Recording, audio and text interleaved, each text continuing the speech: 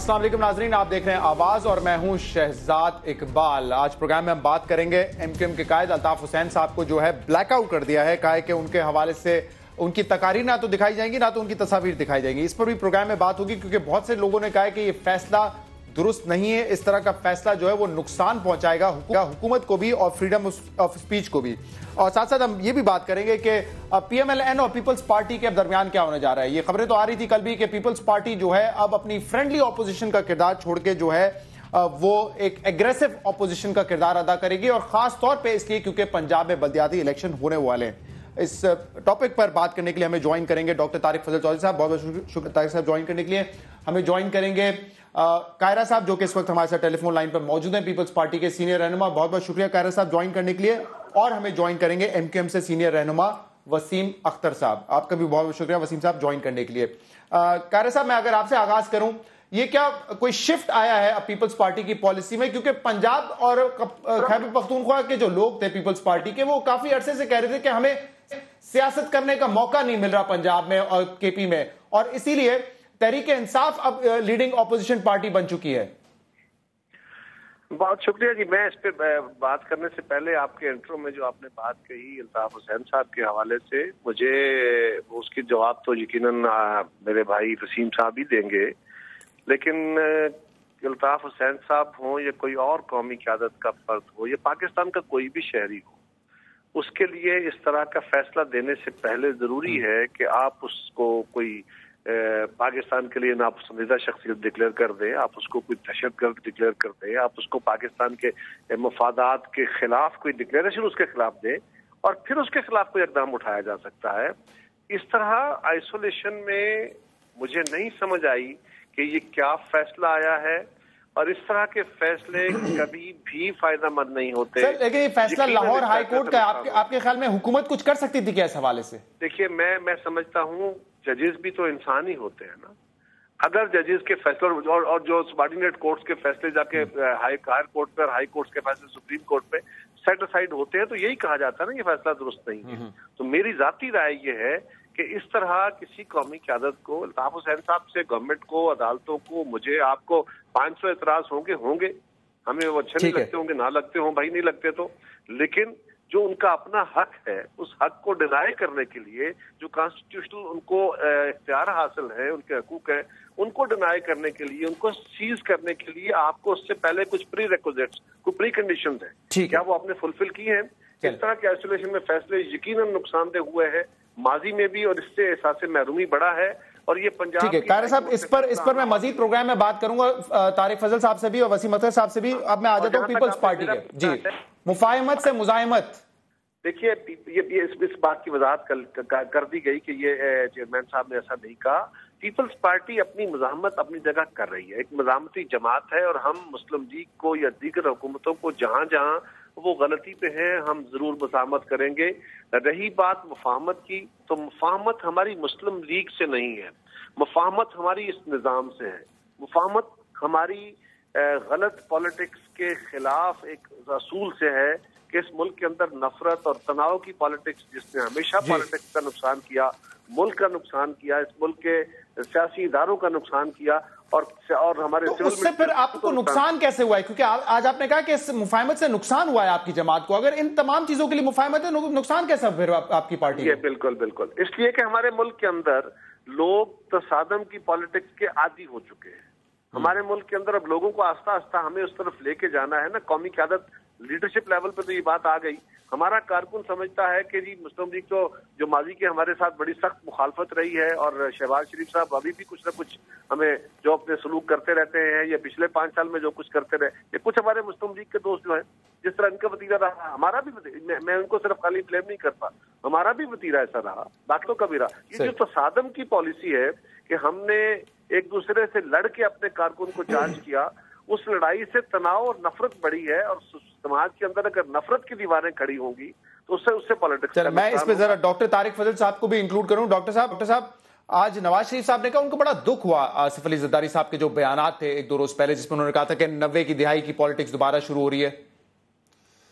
बिस्मिल्लाहिर्रहमानिर्रहीम। देखिए, मैं इस बात की बिल्कुल दो टोक अंदाज से वजाहत करना चाहता हूँ। कुछ चीज़ें ऐसी हैं जो जैसे हम कराची ऑपरेशन की अगर बात करें, अब उसके ऊपर कुछ लोग उसको पर्सनल लेने की कोशिश कर रहे हैं, कुछ इस तरह के बयानात दे रहे हैं। उसकी वजाहत हम कर चुके हैं कि वो किसी के ख़िलाफ़, जमात के ख़िलाफ़ नहीं है, वो जहाँ पेशा अफराद के ख़िलाफ़ है। इसी तरह जो ये बयान है कि 80 या 90 की दिहाई की जो पॉलिटिक्स मियां नवाज शरीफ साहब कर रहे हैं, ये सरासर मैं समझता हूँ कि हक़ाइक़ के मुनाफी है।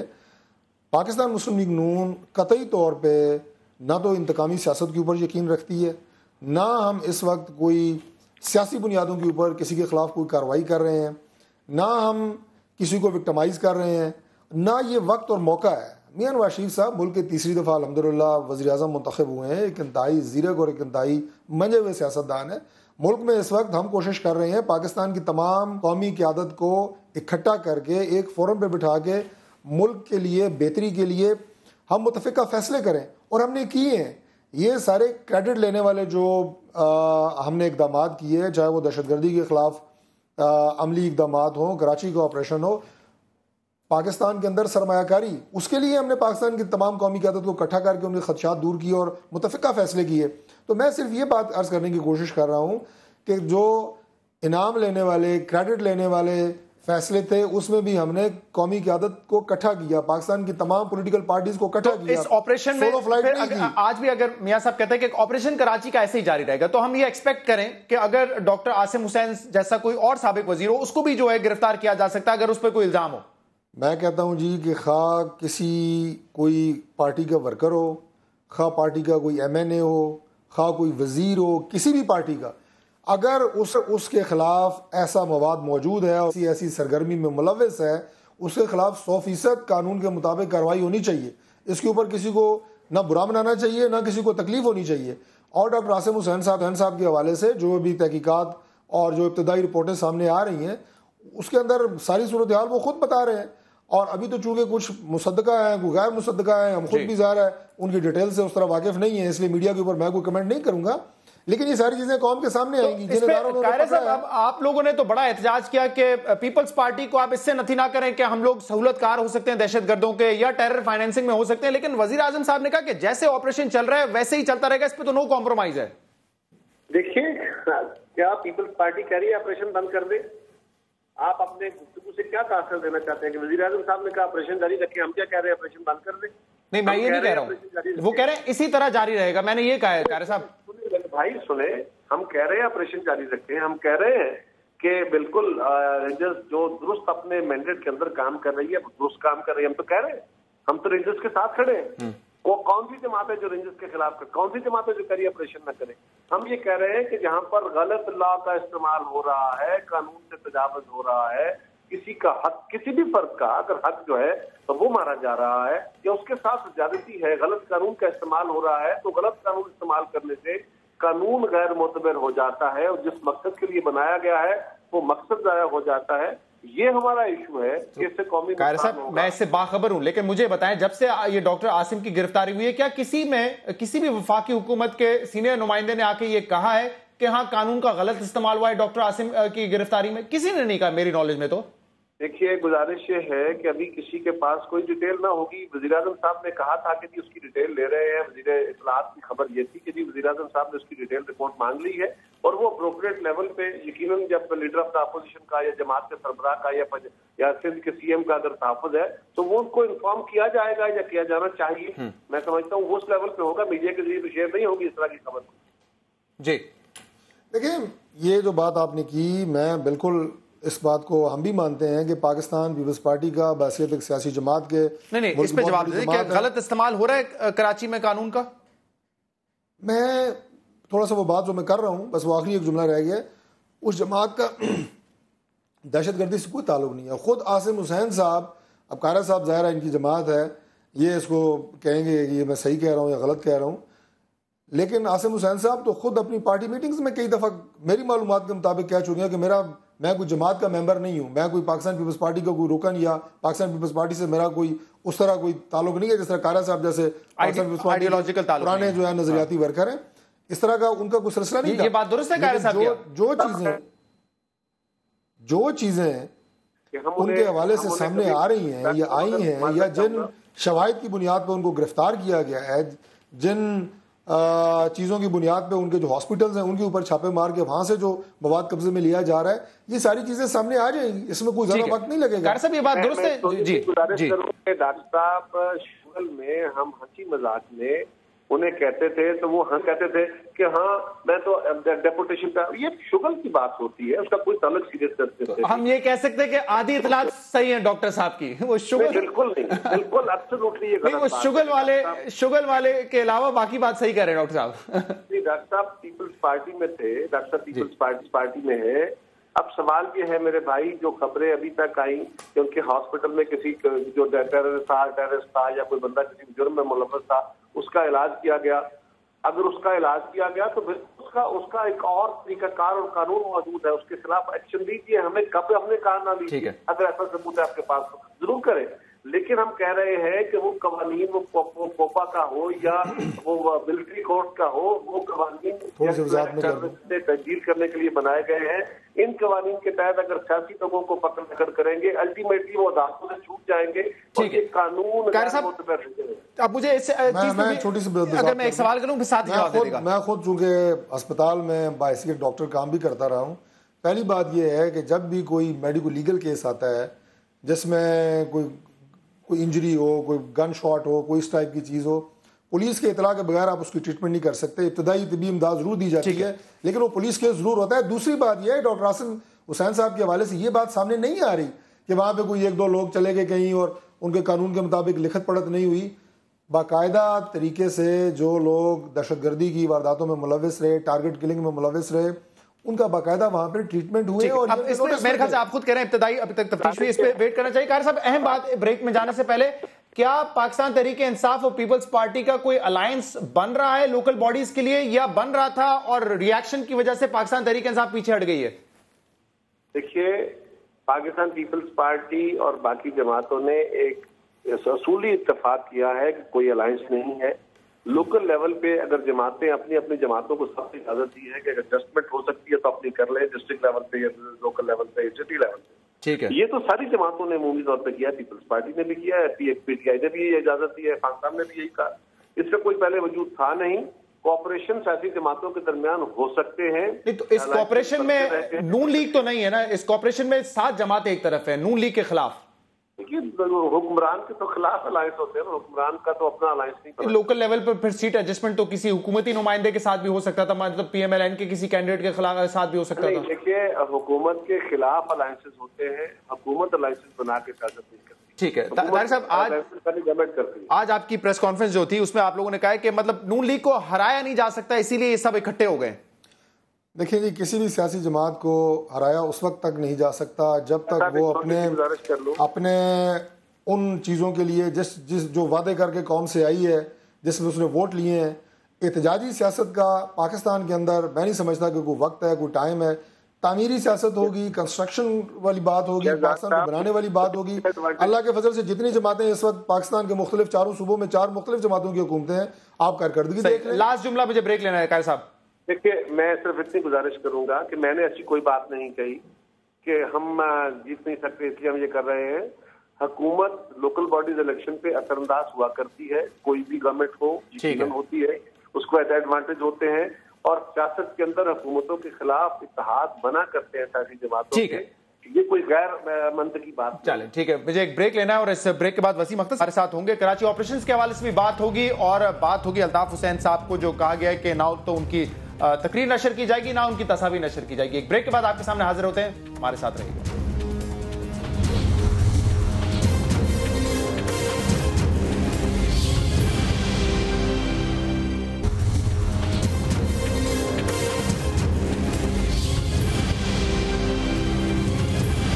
वेलकम बैक नाज़रीन।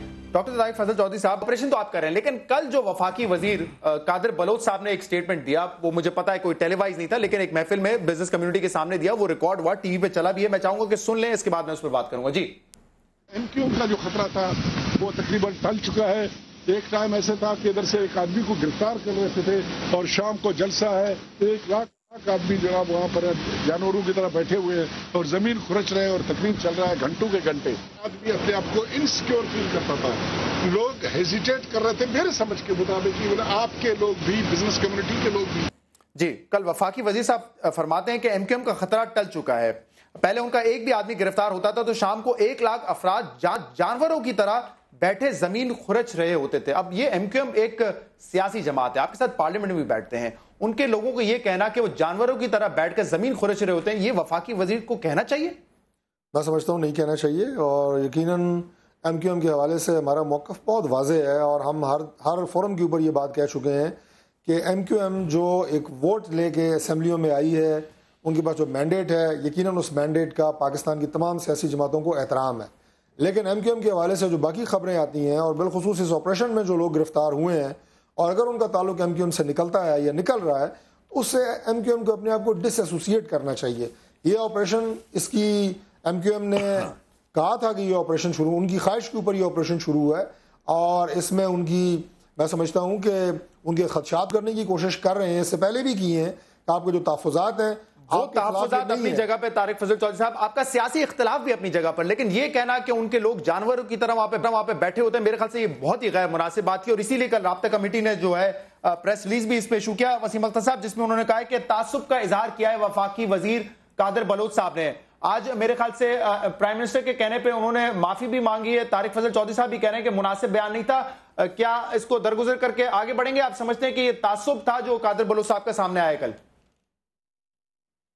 देखिए, माजी में हम तो इस किस्म के इल्ज़ामात सुनते रहे हैं, भुगतते रहे हैं। कोई कहता था कि खून गंदा है, कोई कहता था कि पनाह गुज़ीन है, कोई कभी क्या इल्ज़ाम लगाता था, कभी हमें जाहिल कहता था। पहले इमरान खान साहब ने कहा था जिंदा लाशें बैठी हुई होती हैं वहां पर, कभी हाँ जिंदा लाशें बैठी हैं, तिलियर हैं, पनाह गुज़ीन हैं, या इस किस्म की पनाहगीर हैं।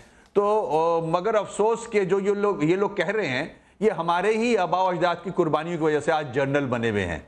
ये जो कादिर बलोच के हवाले से बात कर रहा हूँ, और इनका माजी मैं कहना नहीं चाह रहा, तलखियां मैं बढ़ाना नहीं चाह रहा, इन्होंने माजरत भी कर ली है। मगर ये जब फौजी अपने इक़्तिदार में होते हैं, जब तो ये कोई भलाई का काम करते नहीं है। बलूचिस्तान में इन्होंने सर्व किया है, और उसके बाद फिर मुशर्रफ के साथ काम किया है इन्होंने, उसके बाद नून ज्वाइन कर लिया। मैं इन पे क्या तबसरा करूं, सियासी कारकुन नहीं है। आपने कल अपने प्रेस रिलीज में ये भी लिखा था कि ये वजीर आजम साहब वाजे करें कि ये उनकी पार्टी पॉलिसी है क्या, लेकिन अब आपको ये वाजे हो चुका है कि ये पार्टी पॉलिसी नहीं है, ये उनका जो है इंडिविजुअल का एक बयान था। देखें, आपके सामने चौधरी साहब खुद कह रहे हैं, आपके सामने चौधरी साहब खुद कह रहे हैं कि ये गलत है और ये पार्टी से इस बयान का कोई ताल्लुक नहीं है। उनकी अपनी सोच थी जो कि मुतासिबाना सोच नजर आ रही है। उनको इस किस्म के बयान नहीं देने चाहिए। इस किस्म के बयानों से लोगों के दिल दुखते हैं, और दिल दुखते हैं तो बद्दुआ निकलती है। बद्दुआ लग जाए ना अगर उनको, तो फिर पता नहीं क्या क्या हो सकता है ना। तो इसलिए उनकी औलादे भी हैं, वो खुद भी हैं, तो नहीं करना चाहिए इनको ये काम। ठीक है, लेकिन ये चीज आपको वाज़ेह हो गई कि इनकी पार्टी पॉलिसी नहीं है। एक ब्रेक शामिल करेंगे, ब्रेक के बाद चंद और इश्यूज पे बात करेंगे हमारे का।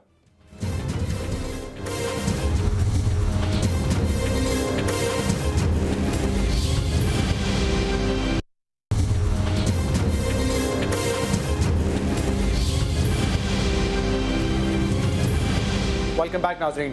डॉक्टर तारिक फजल चौधरी साहब, आप लोगों ने कोशिश की लेकिन कोशिश नाकाम हो गई, और एमक्यूएम ने भी कहा कि संजीदा नहीं है हुकूमत उनको मनाने में या उनके तहफ़्फ़ुज़ात को दूर करने में। उनके इस्तीफों का मामला अभी तक अटका हुआ है। देखिए, मैं नहीं समझता कि हुकूमत को इसमें गैर संजीदा है या हमारी तरफ से कोई गैर संजीदगी का मुजाहरा हुआ है। मौलाना फजल रहमान साहब, जैसे कि आप जानते हैं, इंतहाई ज़ीरक सियासतदान है, और मामलात को जोड़ने में उनकी माजी में भी उनकी हवाले से आपको पता है कि इस तरह की जो खिदमात हैं वो हमेशा बराबर हुई हैं, और नाकामी कभी उन्हें नहीं हुई। और उसके बाद फिलफौर, लेकिन उन्होंने कहा ना कि पार्टीज लचक नहीं दिखा रही, पार्टीज लचक नहीं दिखा रही। मतलब पार्टी इस केस में एक तो आप हैं हुकूमत और एमक्यूएम है। देखिए, जब आप मुज़ाकरात की टेबल के ऊपर बैठते हैं तो यकीनन दोनों तरफ से कुछ ऐसी चीज़ें होती हैं कि जो आगे जाके कोई ना कोई रास्ता निकल ही आता है। हुकूमत की तरफ से तो मैं नहीं समझता कि कोई ऐसी सख्ती या ऐसी कोई गैर, कौन सी ऐसी डिमांड थी जो आप मानने के लिए तैयार नहीं थे? मैं अब उस तफसीलात से तो यकीनन वाकिफ़ नहीं हूँ कि कितने निकात पे बात हुई है और कौन सी बात ऐसी है जिसकी वजह से एमक्यूएम जो है वो उन्होंने कोई सख्त मौक़िफ़ अपना लिया है। लेकिन बहरहाल जहाँ तक ऑपरेशन वगैरह का ताल्लुक है, मैंने जैसे पहले भी बात की, हम उनके इन तहफ़्फ़ुज़ात को 100% दूर कर रहे हैं, मज़ीद आगे करेंगे कि उनके हवाले से ना ये ऑपरेशन है, ना एमक्यूएम की जमात को टारगेट किया जा रहा है। हाँ, अगर वो ये कहते हैं कि हमारे कुछ लोग मिसिंग हैं या कुछ लोग लापता हैं, तो यकीनन वो सारा उनका हक है, वो राइट है उनका, उनके हवाले से बात करनी या उनके हवाले से। वसीम साहब ये कह रहे हैं कि तमाम तहफ्फुज़ात जो हैं आपके इस ऑपरेशन के हवाले से वो दूर करने के लिए हम तैयार हैं, तो फिर क्या वजह है कि ये डायलॉग, ये जो आप लोगों के मुज़ाकरात कामयाब नहीं हो सके, मायूस नजर आए मौलाना फजल रहमान साहब? कौन से ऐसे आपके डिमांड्स ही पॉइंट्स है जिस पर हुकूमत जो है लचक दिखाने के लिए तैयार नहीं थी? देखें, जो असल मसला है वो हमने इन मीटिंग्स के बाद ये अंदाज़ा लगाया कि हुकूमत भी हमें सारे डायलॉग में बेबस नहीं है। उसमें ज़रूर कमेटी फॉर्म हुई और उसमें नाम भी प्रपोज किए गए और उसमें TOR भी बन गया, टाइम सेट भी हो गया, टाइमलाइन भी सेट हो गई, मगर वो कुछ उसमें हमारे तहफ़्फ़ुज़ात थे, जैसे चौधरी साहब ने खुद कहा, missing persons, extra judicial killing, और जो हमारे नामालूम अफराद लोगों के हाथों जो हमारे कत्ल हुए हैं, शहीद हुए हैं हमारे कारकुनान, ये एक टाइम कंज्यूमिंग इश्यूज थे, ये हमारे भी समझ में आता है। मगर उसके साथ साथ कुछ ऐसे इश्यूज रखे थे हमने जो कि प्राइम मिनिस्टर साहब सिर्फ फोन उठा के अगर ऑर्डर करते, एडमिनिस्ट्रेटिव ऑर्डर्स थे वो, उसमें कुर्बानी की खालों कौन से ऐसे थे जो कि आप समझते कि मैं वही बता रहा हूं। देखें, एक राइट है हमारा हमें जो हमारे फलाई काम है उससे रोका जा रहा है, जो कि नहीं रोका जा सकता। हमारे सियासी जो एक्टिविटीज हैं उसको रोका जा रहा है। हमारे ऑफिस बंद कर दिए गए। हमने ये कहा था कि हमारे ऑफिस खोल दिए जाएं और हमें इजाजत दी जाए कि हम कुर्बानी की खालें जमा कर सकें। हाँ, अगर कोई गलत काम होता है उसमें बिल्कुल उसको रोका जाए। गलत कोई जबरदस्ती कुर्बानी की खाल छीनता है किसी से, बिल्कुल उसको पकड़ा जाए। फिर अल्ताफ भाई के इंटरव्यूज, उस पर पाबंदी, पेमरा इनके हाथ में है, ठीक है। और उसके साथ साथ अगर आप नहीं डायरेक्ट नशर कर सकते तो रिकॉर्डेड नशर कर दें। तो ये ऐसे तीन नुकात थे जो कि जरा क्लियर कर दें, सर मेरी बात खत्म नहीं होगी फिर मजा नहीं आएगा। नहीं, मैं एक सवाल इस पे कर लूं, अगर, क्योंकि आपकी बात सही है। आपने कहा कि हुकूमत बेबस नजर आई, तो ये जो आप हमें बता रहे हैं कि ये वाले इश्यूज थे जिनको वजीर आजम साहब रिजॉल्व कर सकते थे, तो ये वो इश्यूज है जिसपे हुकूमत बेबस नजर आई आपको? मैं वहां आ रहा था ना, मुझे आने दें। आप हम में टाइम खराब करते हो रिपीट करके सवाल को ना। ये टाइम मुझे मिल जाता तो मैं और अच्छा एक्सप्लेन कर सकता था। देखें शहजाद, ये सारे जो इश्यूज थे ये सब सामने रख के हमने ये 2-3 इश्यूज ऐसे सामने रखे कि इनको फौरी नौयत के इश्यूज थे, ये फौरी हल तलब थे। ये तो हमारी बातचीत चल रही थी। बिल्कुल जॉय साहब सही कह रहे हैं, डार साहब भी थे, परवेज साहब भी थे। मगर आप खुद इस चीज से अंदाजा लगा लें, जब कोर्ट में कुछ वुकला कोर्ट में गए हुए थे, लाहौर हाई कोर्ट में, हमारे अल्ताफ भाई की स्पीचेस के हवाले से, उसका रिजल्ट आपने कल देख लिया है। तो गवर्नमेंट को भी जो नोटिस किया गया, गवर्नमेंट की तरफ से भी कोई रिपोर्ट पेश नहीं की गई हाई कोर्ट में, ना एडवोकेट जनरल की तरफ से, ना अटॉर्नी जनरल की तरफ से, ना PM साहब को भी पार्टी बनाया था उसमें, उधर से भी कोई ऐसी रिपोर्ट नहीं पेश की गई कोर्ट के अंदर कि ये मामला रफा दफा कोर्ट में हो सकता था। मगर अफसोस कि हमें फेयर ट्रायल कोर्ट से भी नहीं मिला। हम इज्जत करते हैं कोर्ट की, हम बिल्कुल रिव्यू पिटीशन में जा रहे हैं, हम चैलेंज भी करेंगे सुप्रीम कोर्ट में, जो कि हमारा हक है। मगर हम समझते हैं हमें फेयर ट्रायल नहीं मिला, एक तरफा फैसला हुआ है, बिल्कुल आइन की खिलाफ वर्जी हुई है, 19 की भी और 10A की भी। हमारी कोशिश ये थी कि गवर्नमेंट स्टेप लेती और ये हमें अलाउ करती, परमिट करती, जो कि मैं समझता हूं जमहूरी हुकूमत में अगर ये काम हो रहे हैं, इस किस्म के फैसले हो रहे हैं, ठीक है, तो PML के ऊपर भी ये धब्बा आता है। ठीक है, ये मुझे बताएं डॉक्टर तारिक फजल साहब, क्या हुकूमत बेबस थी इन डायलॉग्स में? वो कह रहे हैं कि बहुत सारे ऐसे काम थे वजीर आजम साहब फोन उठा के वो करवा सकते थे। देखें, जब बात हम कर रहे हैं सियासत की, हम बात कर रहे हैं पाकिस्तान की तामीर और तरक्की की, सबको साथ लेके चलने की, हम बात ये कर रहे हैं कि पाकिस्तान की तमाम सियासी जमातों को पार्लियामेंट के अंदर आके इस अमल में अपना हिस्सा डालना चाहिए और इस अंदर रह के अपनी आवाज़ उठानी चाहिए, पार्लियामेंट के अंदर अपना सियासी किरदार अदा करना चाहिए। उसमें कुर्बानी की खालें कहाँ से आ गई? यानी कुर्बानी की खालें मैं समझता हूँ फलाई काम कर रहे हैं हम, कुर्बानी की खालें जमा कर रहे हैं। अगर मैं समझता हूँ कि आप बहुत अच्छा फलाई काम कर रहे हैं और मैं आपको अपनी कुर्बानी की खाल देना चाहता हूँ, मुझे कोई रोक नहीं सकता, लेकिन किसी से ज़बरदस्ती नहीं लेनी चाहिए। ये बात तो मेरा ख्याल है कि तय है, इसमें तो कोई ऐसी बात है नहीं कि लोगों को कोई ये तो नहीं कि गन पॉइंट पे उन्हें कह रहा है कि ये लोग गन पॉइंट पे लेते हैं।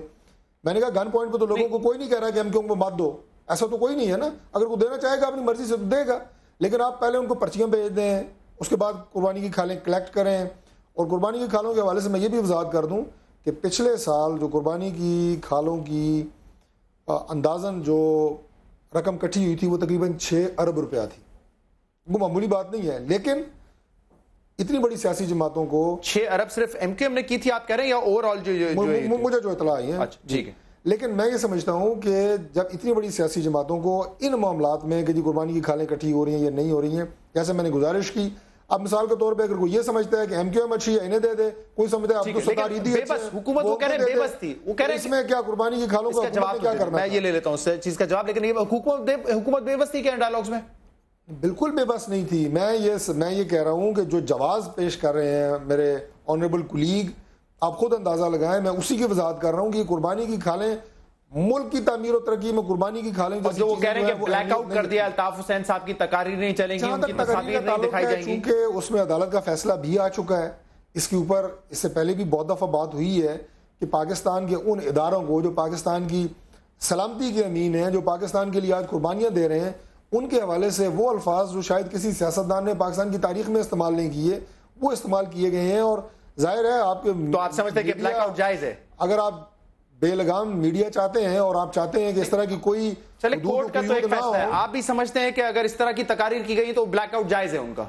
मैं ये समझता हूँ कि इस तरह की तकारीर जिसमें पाकिस्तान के दिफाई इदारों को, पाकिस्तान की अफवाज को, उनके अफसरान को, उनके सरबराहान को वो अल्फाज जो हम अदा नहीं कर सकते, रिपीट नहीं कर सकते, एंकर्स रिपीट नहीं कर सकते, अगर वो अल्फाज तकरीरों का हिस्सा हो तो उन्हें नहीं दिखाना चाहिए। अच्छा, और अब ये इनके रेजिग्नेशंस का मामला ऐसे ही अटका रहेगा बीच में, ना तो आप एक्सेप्ट करेंगे और ना तो उनको दोबारा मनाने की कोशिश करेंगे, तो ये मामला अटका रहेगा? मतलब आपने जो है एमक्यूएम अगर चाहती है कि हम पुराने तनख्वाह पे वापस आ जाएं, तो आपने जो है कुछ एफर्ट ही नहीं करनी सवाल मनाने की कोशिशें जारी हैं। हम चाहते हैं, जैसे पहले मैंने वजाहत की कि एमक्यूएम जो वोट लेके और मैंडेट लेके आई है पार्लियामेंट में, तो वो पार्लियामेंट के अंदर अपना किरदार अदा करें, अपना जमहूरी किरदार अदा करें, ये उनका राइट है। सियासत अगर पाकिस्तान में एक जो ट्रेंड दिया जा रहा है, चाहे वो तहरीक इंसाफ दे या एमक्यूएम की तरफ से ये बात आई है, सियासत मज़ामती सियासत से, तो बस पार्टी का भी ये अब स्टेटमेंट्स कुछ आ रही हैं, ये एजिटेशनल पॉलिटिक्स जो होती है उससे मुल्क का कोई भला नहीं होने वाला, उससे निज़ाम दुरुस्त नहीं होने वाला। इमरान खान साहब ने क्या किया, कभी कंटेनर के ऊपर जो उन्होंने वक्त गुजारा, जो पाकिस्तान के शहर उन्होंने बंद किए, जो पाकिस्तान को मुआशी उससे नुकसान हुआ, आखिर जुडिशल कमीशन ने फैसला दे दिया। आपको पता चल गया कि उस इलेक्शन में इनका मैंडेट कितना चोरी हुआ था और उसके साथ साथ मुनज़्ज़म धांधली कितनी हुई थी। अब बात यह है कि आपको अगर फोरम मिला हुआ है, इससे पहले ये जो कराची ऑपरेशन की भी बात होती है, सारे मुतफ़िका फैसले हुए हैं। ऑपरेशन ज़र्ब-ए-अज़ब भी पाकिस्तान की कौमी क़यादत का, तमाम सियासी क़यादत का मुतफ़िका फैसला था। तो ये सारी चीज़ें इस वक्त मुल्क को बेहतर बनाने के लिए आपको साथ बैठ के मिल के काम करने की ज़रूरत है, ना कि आप जो है वो धरनों में जाएं और एजिटेशन करें और सड़कों के ऊपर आप आगे आगे और हुकूमत पीछे पीछे। इस तरह आप मुल्क की खिदमत नहीं कर सकते। मैंने अगर अपने हल्के से वोट लिया है तो लोग 5 साल बाद मेरी कारकर्दगी पे मुझे वोट देंगे। वसीम साहब, 2 बातें अब इन्होंने की हैं, दोनों का जवाब दे। एक तो ये कह रहे हैं कि अगर इस तरह की तकारीर होंगी जिसको एंकर्स भी नहीं दोहरा सकते, जो मीडिया पे नहीं दिखाई जा सकती, तो उस किस्म की तकारीर का और क्या नतीजा होना चाहिए? पहले इस चीज पे बात कर लें। देखें, बड़े एहतराम के साथ चौधरी साहब के साथ मैं भी रहा हूँ नेशनल असेंबली में, बड़े अच्छे इंसान हैं, मगर मैं इधर इस्लाह कर दूँ इनकी, हो सकता है इनको इन्फॉर्मेशन ना हो, ये भी हो सकता है। पहले तो मैं आ जाऊँगा कि जो अल्ताफ भाई के हवाले से स्पीचेस की भी बात की है, तो मेरे भाई चौधरी साहब, इमरान खान ने रिकॉर्ड पे है कहा कि जनरलों का 20,000 आदमी सड़क पे ले आओ, जनरलों का पेशाब निकल जाता है। तो ये बड़ी अच्छी बात कर दी आपने, ये तो तकरीरें कर रहा है, तकरीर नहीं की रही है। ठीक है, सुने कोई बात होती है, नहीं खुफिया नहीं रही है। सुने चौधरी साहब इमरान खान को डिफेंड ना करें। चौधरी साहब ये खुफिया नहीं है, टीवी पे डिफेंड नहीं कर रहा, मैं आपकी मालूमात के लिए पूछ रहा हूं, कोई ऐसी तकरीर मैं आपकी मालूमात में इजाफा कर रहा हूं। ARY में काशिफ अब्बासी की शो में ये दिखाया जा चुका है, पब्लिक हो चुका है। नंबर 2, जमात इस्लामी के मुनव्वर हसन कहते हैं ये जो तालिबान है ये शहीद हैं और फौजी जो हमारे हैं ये शहीद भी नहीं है। फिर आपके ख्वाजा आसिफ साहब ने फ्लोर ऑफ द हाउस पे जो इस किस्म की तकरीर की फौज के लिए कि हड्डियां नोच के खा गए हैं ये, तो ये बड़ी अच्छी बातें हैं। फिर उसके बाद पीपल्स पार्टी पे आ जाएं कि ईंट से ईंट बजा दूंगा, तुम तो रिटायर हो जाओगे, मैं तो इधर ही हूं, तो ये बड़ी अच्छी बातें हैं। यार अगर आपको डंडा चलाना है ना, सबके साथ एक तरह चलाएं, ये ज्यादती एक के साथ हो, बाकी सब सन ऑफ द सॉइल है, इसके लिए कुछ नहीं होगा। तो ये गलत तरीका है चौधरी साहब। अगर मैंने गलत किया है तो इन्होंने क्या किया हुआ है ये तो देख लें। इनके लिए तो कोई कुछ, इनके लिए तो कहीं से बयान नहीं आ रहा, इनके लिए तो कोई कोर्ट में भी नहीं गया, इनके खिलाफ तो एफआईआर भी नहीं कटी, इनके खिलाफ तो रेजोल्यूशन भी नहीं पास हुई। वसीम भाई अगर इजाजत दें तो मैं जल्दी से वजाहत कर दूं। मैं जवाब दे दूं आपको। देखिए जवाब दे दूं सारा, फिर आप बोल रहे। मैंने आपके लिए नहीं बोला, कहना इस हद तक इससे ज्यादा नहीं बोला किए गए हैं, उससे उसका मुकाबला ईंट बजा दूंगा, इससे मुकाबला कर सकते हैं आप? चौधरी आप कभी मीडिया में सुना है इसको, जो आप इल्जामात लगा रहे हो बैठ के? आपने मीडिया में ये अल्फाज सुने अल्ताफ भाई के? नहीं, ये तो तकरीर वो थी जो नशर नहीं थी, ये तो मैं अर्ज कर रहा हूं। ओ भाई आपने सुने हैं, आप कैसे बोल रहे हैं ये? देखें आप कैसे बोल रहे हैं ये, आप मीडिया में किसी ने सुना है, अवाम ने सुना है क्या? नहीं सुना ना। तो खैर मैं आ रहा हूं कुर्बानी की खालों पे। चौधरी साहब आपकी इंफॉर्मेशन के लिए बता रहा हूं, इस मुल्क में जब से यह मुल्क बना है बहुत सारी सियासी मजहबी जमातें कुर्बानी की खालें जमा करती हैं। हमारा KKF है, खिदमत खल्क फाउंडेशन ट्रस्ट है एक, ठीक है, वो अवाम की खिदमत करता है। हमारे हॉस्पिटल्स हैं, मैयत गाड़ियां हैं, एम्बुलेंसेज हैं, वो उसके पैसों से चलती हैं। अगर आपकी 3-3 दफा 4-4 दफा हुकूमतें आ जाएं और उसके बावजूद अवाम के मसाइल हल ना हो, एम्बुलेंसें किसी फेडरल गवर्नमेंट हॉस्पिटल्स की कोई एम्बुलेंस नहीं है इस मुल्क के अंदर, बदकिस्मती है ये। फेडरल गवर्नमेंट आपके पास है, मुझे हॉस्पिटल की एम्बुलेंस फिरती है, ऐसे आम आदमी को घर से ले सकती है। वसीम तो साहब हमारी एम्बुलेंस से काम कर रही है, के लिए इस्तेमाल होता है ये पैसा जो खानों से आता है, से आता है, या पार्टी चलाने के लिए भी होता है? क्योंकि कहा तो ये जा रहा है कि बात सुन ले शहजाद, मैं जवाब दे रहा हूं यार, मैं आपको जवाब नहीं दे रहा, मैं चौधरी साहब को जवाब दे रहा हूं प्लीज। तो चौधरी साहब हमारी ये फलाई काम है, हम इन पैसों से फलाई काम लेते हैं, हमारे सौदा हैं। हमने कम मना किया है, मैं तो यही कह रहा हूं कि ये तो मगर चौधरी साहब सुने दें, आपको अगर वो अच्छा समझेंगे, मेरी बात तो सुन ले, आपको ग्राउंड रियलिटी का पता नहीं है, आपको ग्राउंड रियलिटी का पता नहीं है। आप बैठे हो वहां, यहां हम वॉलंटरीली लोग खाल लेके आते हैं, मगर यहां गिरफ्तारियां करके ले जाया जाता है। हम खुद नहीं कहते कोई जबरदस्ती खाल छीने, सवाल ही पैदा नहीं होता, कोई छीने उसको बंद कर दो। मगर ये लेकिन वसीम साहब ये फैक्ट है कि आज से चंद साल पहले, मेरे ख्याल से 1-2 साल ही हुए होंगे कि कुर्बानी का दिन सुकून से गुजरता है। ये कत्लो गारत तो होता है खालों पे कराची में, ये तो फैक्ट बात है ना। नहीं जी, पहले भाई ये तो लॉ एनफोर्समेंट एजेंसी का काम है इसको रोकना, वो उसको उसकी सजा दी जाती है। वो तो मेरा काम नहीं है, ये मेरा काम नहीं है, ये पुलिस और लॉ एनफोर्समेंट एजेंसी का काम है कि तखरीबकारियां ना हो, गलत काम ना हो। मगर आप रोक नहीं सकते किसी को।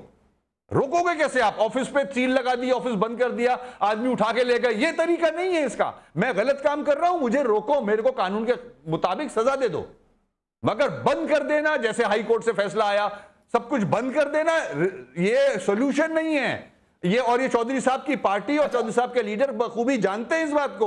हमारे साथ जब मीटिंग में थे नवाज शरीफ साहब, उन्होंने बिल्कुल सख्ती से कहा था कि I don't agree with extra judicial killing, I don't agree with missing persons, I don't agree के आप कह रहे हैं बंद है, कहने के बावजूद आपका मसला हल नहीं हुआ है। वजीर आजम साहब ये कह चुके थे, लेकिन इसके बावजूद मसला हल नहीं हुआ है। बिल्कुल वजीर आजम साहब के अल्फाज कोट कर रहा हूं कि मैं ये पसंद नहीं करता किसी के ऑफिस बंद हो, किसी को आजादी ना हो सियासत की, ये खाले जमा करने पे रोकना जाए, ये मैं पसंद नहीं करता। ये वजीर आजम के अल्फाज बता रहा हूं मैं आपको, इसीलिए तो मैं कह रहा हूं कि मुझे पता ही नहीं है, मेरा मसला हल कौन करेगा? ठीक है। अच्छा वसीम साहब, अब मेरे एक सवाल का जवाब दे दें। कहा तो ये जा रहा है कि फाइनेंशियली MQM जो है वो कमजोर हो रही है, इसीलिए क्योंकि फितरा उनको नहीं जमा करने दिया और अब खालों का मसला है। सिर्फ बात फलाई कामों की नहीं है, आपकी पार्टी भी मुतासर हो रही है इससे, क्या ये बात दुरुस्त है?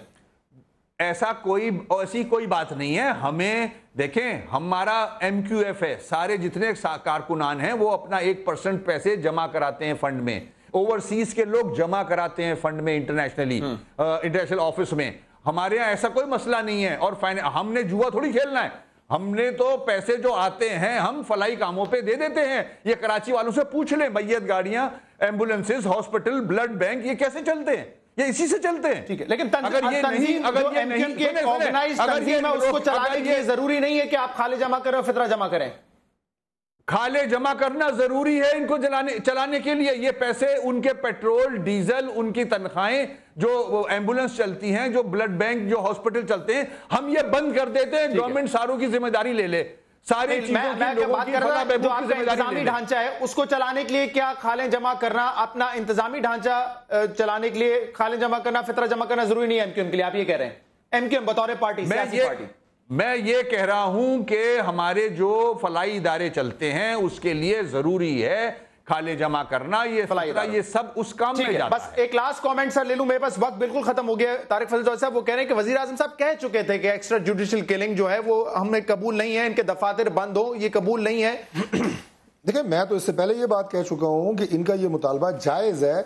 अगर वहां पे कुछ लोग ऐसे हैं जो मिसिंग पर्संस हैं तो उनका बिल्कुल पता लगाना चाहिए और हम इसमें इनके साथ हैं। लेकिन तकारीर पे क्या पॉइंट ऑफ व्यू था वजीर आजम का कि अल्ताफ हुसैन साहब की तकारीर नशर होनी चाहिए? देखिए, आपने अगर मुल्क को चलाना है, किसी ज़ाब्ते के तहत चलाना है, तो आपको मीडिया का भी कोई कोड ऑफ कॉन्डक्ट बनाना पड़ेगा। ठीक है। और आप अपने इदारों को, अगर आपने गालियां पढ़वानी है और पूरी कौम के सामने पढ़वानी है और उन लोगों को पढ़वानी है जो आपके मुल्क के लिए अपनी जानें दे रहे हैं, तो ये कैसे आप इस निज़ाम को चलाएंगे? कैसे इमरान खान ने क्या दुआएं दी थी? क्या इमरान खान ने दुआएं दी थी? देखिए, मैं आपको इमरान खान का एक जुमला, आपने इमरान खान का एक जुमला कहा है। इमरान खान की कोई ऐसी तकरीर मेरे नोटिस में नहीं है, लेकिन अब मैं समझता हूं कि इससे पहले अल्ताफ हुसैन साहब की भी चली है। ये कोड ऑफ कंडक्ट अब बन चुका है, किसी को भी इजाजत नहीं होगी, ना इमरान खान को इजाजत होगी, ना किसी और को इजाजत होगी। और इमरान खान को भी बैन करवाएं ना, हुई है आपके पास पिमरा से इमरान खान को बैन करवाएं ना। उन बातों का बराह रास्त नाम ले लेके गालियां, बदुआएं और ये सारी चीजें, दोनों को आप कंपेयर नहीं कर सकते। बहुत बहुत शुक्रिया वसीम अख्तर साहब, बहुत बहुत शुक्रिया डॉक्टर तारिक फजल साहब। इस प्रोग्राम का फीड आप हमें दे सकते हैं हमारे सोशल मीडिया पर। इजाजत दीजिए, अल्लाह हाफिज।